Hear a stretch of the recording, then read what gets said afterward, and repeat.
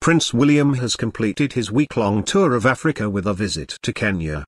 The Duke of Cambridge wore his army uniform as he visited the Irish Guards, 1st Battalion and the British Army Training Unit Kenya, in Laikipia today. The Royal, who is the colonel of the regiment, arrived by a helicopter as he joins No. 2 Company, for a training session. He also met with Kenyan Defence Forces, as he was formally welcomed to the country. William has been on a private working trip in Africa, for the past week as president of the United for Wildlife Group, and patron of Tusk, which is another conservation organization.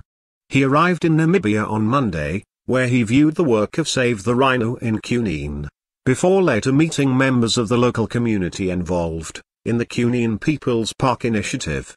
Following a 5 a.m. start, he set off with a dedicated team of rangers to track a rare black rhino. The Royal then flew to Tanzania, where he found out more about measures being taken to combat the illegal wildlife trade. He also visited Mkomazi National Park, as well as a rhino sanctuary, to learn about conservation efforts in the country. The Duke of Cambridge is returning to Britain today, following his trip to Africa, which was in part to promote conference on the illegal wildlife trade in London in October. The Prince is passionate about animal conservation, and has campaigned in the past against the killing of elephants, rhinos, pangolins and other species.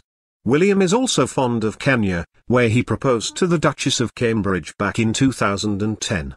Earlier this week, William revealed that Kate was immensely jealous of his trip to Africa, as he would finally get a good night's sleep away from his wonderful children. Speaking at a reception in Namibia, he said, "I'm delighted to be visiting Namibia for the first time. I'm only sorry that my wife Catherine is not able to join me. She is immensely jealous," he said. "Particularly as I'm looking forward to a few good uninterrupted nights' sleep this week away from my wonderful children."